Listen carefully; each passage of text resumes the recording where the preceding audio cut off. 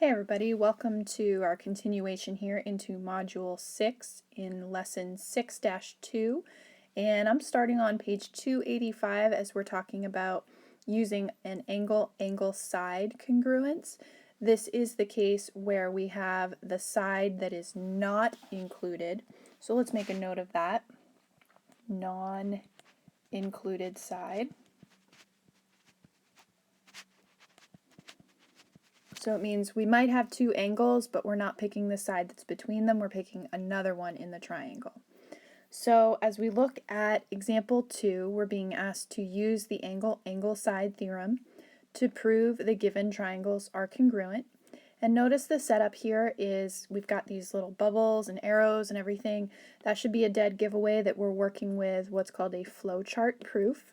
And just a reminder, in a flowchart proof, it parallels to when you make a two-column proof, and that means that the statements are in the bubbles, and then the reasons for each of those statements are written underneath the bubbles. So first we have that we're given that segment AC is congruent to EC, and that line M and line N are parallel. So let's mark that on the diagram. We would have AC and EC marked congruent, tick marks there. And then M is parallel to N. So if we look at those two as parallel lines, and again thinking about it one transversal at a time, we actually have a transversal coming this way and a transversal coming this way.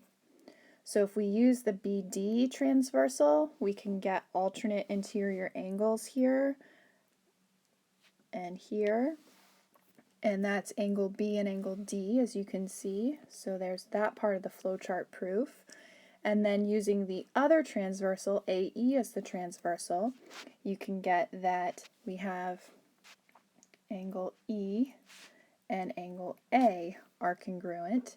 And again, that's with alternate interior angles. So notice in the flowchart proof, both of those alternate interior angles theorems flow out of the fact that you've got parallel lines.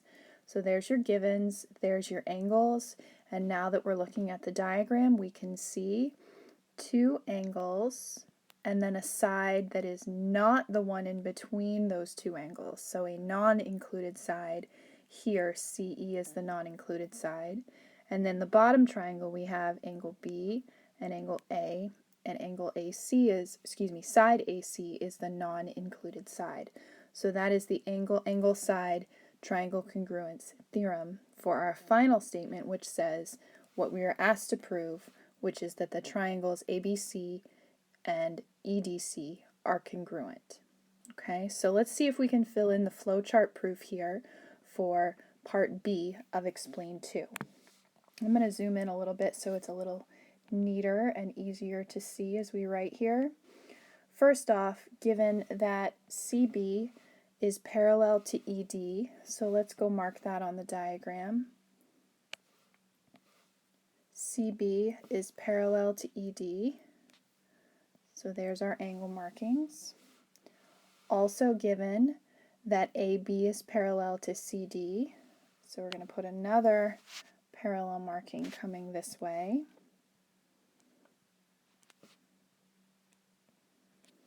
And what we're being asked to prove next, the given was that CB is congruent to ED. So in addition to them being parallel, we have that those pieces are also congruent. What we can use, and let's put those in the bubbles now, as our givens, we kind of work from left to right in the flowchart proof. So we're going to start with AB is parallel to CD, and write given underneath, that's our reason. And CB is parallel to ED, and again given.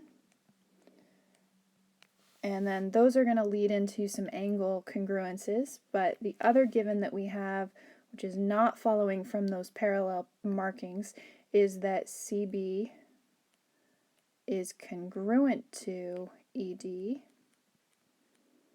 So let's go back to the diagram and talk about what angles we can mark congruent here. If we are using our parallel lines CB and ED and our transversal, like the flagpole here, AE, then that is going to give us congruent corresponding angles at angle ACB and angle CED. So let's mark that into the proof. And then again, that comes from CB is parallel to ED, so we want to put that in the bottom bubble here. Angle ACB is congruent to angle CED. And why is that? Those are corresponding congruent angles. So that's the corresponding angles postulate. Now we'll go to the other pair of parallel lines. AB this time is parallel to CD, these side parts to the flag. And if we use those as our parallel lines, and again the flagpole as our transversal, we get angles BAC and DCE are marked congruent. So we can go back to our proof, put that in the missing bubble there that comes right after AB is parallel to CD. Angle BAC is congruent to angle DCE. And why is that? Again, that's the corresponding angles postulate. So let's see what we have so far. Looks to me like we have an angle, and a non-included side. That is going to give us our angle side triangle congruence theorem. That is going to tell us that the full triangles, triangle ABC, is congruent to triangle CDE, which, if we look back at the beginning of the problem, that is what we were asked to set out to prove. And so that's how to fill that in, you guys, with a flowchart proof. So on the next page, page 286, you have a your turn here that's going to ask for you to do a similar situation with parallel lines and transversal angle pairings, and see if you can come up with a proof that proves that triangle ABC and DEF are congruent here. One thing I do want you to just switch, and as you're looking at your turn number 5, instead of a paragraph proof, go ahead and set up a 2-column proof. So we've got a statement and a reason column, and see what you can come up with there. Again, we're using the angle side theorem that you want to prove. So 2 angles and a non-included side. So take a pause on the video, and then we'll go on to the next part of our lesson. Okay, in the next part of our lesson, Explain 3, we're going to be talking about applying angle side congruence, and especially if we are layering our triangles on top of the coordinate plane. So as we look at Explain 3 here, we have 2 triangular regions, we're told, that represent plots of land. What we're being asked is to use the angle side theorem to explain why the same amount of fencing will surround either plot. Now, just think about what fencing means. Fencing means that we are taking basically the perimeter of each one of the triangles, and the only way to have the same amount of fencing is if all of the sides are congruent, which means the triangles are congruent. So we're basically going to prove that the triangles are congruent when they are layered onto the coordinate plane. Alright, so here's what we know. We know that angle A is congruent to angle D, so let's mark that. And we also know that angle B is congruent to angle E because those are on the coordinate plane and they are at right angles to one another. So what we're being asked to prove then is that AC and DF are congruent to each other by using the distance formula. So the distance formula or the modified Pythagorean theorem, whichever way you want to think about it. I might suggest to you guys that as you're plugging in these distance formulas, you just make a quick little legend to yourself that if I'm comparing points A and C, put their coordinates off to the left here, so that's negative 4, 0, and C is negative 1, 4. Same thing with DF, I would write their coordinates down, so D is the point 0, 4, and F is the point 4, 1. And by doing that, you're going to be able to, I think, see the substitutions into your distance formula a little easier. Basically, we're just plugging in what we know, negative 1 minus negative 4, and 4 minus 0. Simplifying that out, we get 3 squared and 4 squared, which is added together 25, and so the distance for AC is 5. Same thing with DF, we're going to plug in what we know, 4 minus 0 squared and 1 minus 4 squared. So 4 squared plus negative 3 squared. Remember, any negative number squared still comes out positive, so that's still 16 and 9 or 25.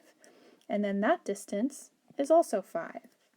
So you guys, basically what we have is, if we mark that now that we've proven it, we have that this AC is congruent to DF, and if you look around that triangle, we've got an angle, and a non-included side. And again, angle, angle, and non-included side. So if we look at whether these triangles are congruent, yes, they are congruent by angle, angle, side, and therefore we have the same perimeter and the same amount of fencing. In part B, page 287, same idea, two triangles. Notice what we're given to begin with is that this time we know angle P and angle Z are the same, and angle Q and angle X are the same. What we're being asked to do is to compare YZ with its corresponding side, which would be OP, using the distance formula. And again, I would suggest that you write down a quick little legend of the points for Y and Z. And Y is the point negative 5, negative 4. And Z is the point negative 1, negative 2. So that'll make it a little easier to plug in. So we have negative 1 minus negative 5, and negative 2 minus negative 4, which is going to simplify to 4 squared plus 2 squared, or 16 plus 4, or the square root of 20 for the length of YZ. Guys, comparing that to OP, and again, point O is the point 0, 0, point P is the point 2, negative 4. I just think it'll be a little easier for us to go ahead and plug that in if that's the case. So 2 minus 0 is already set up for us. What minus 0 for Y? That's negative 4. Minus 0 is 2 squared, and negative 4 squared. Remember, any number squared is positive even if it's negative that's squared, so that's 4 and 16, and we're back to the square root of 20. So in this case, because two pairs of angles and a pair of non-included sides are congruent, then that means that these triangles XYZ and triangle, if we go in corresponding order, that would be QOP, are congruent by angle, angle, side, which again means they have the same perimeter, and therefore the same amount of fencing is needed. Guys, let's take a look at the reflect question here. It's a good one this time. Explain how we could have avoided using the distance formula at all in example 2, part B. And if we take a look up at the diagram, we have just proven that side YZ and OP are congruent, but notice there's another pair of sides that might have been able to be compared that would still be what we call a non-included side, because of course the included side between angles XZ is side XZ, and the included side between angles P and Q is side PQ. So as long as I use another pair of corresponding sides other than that one, then we have another angle side setup. So take a look down at the bottom. What we could have done is that we could have used another pair of non-included sides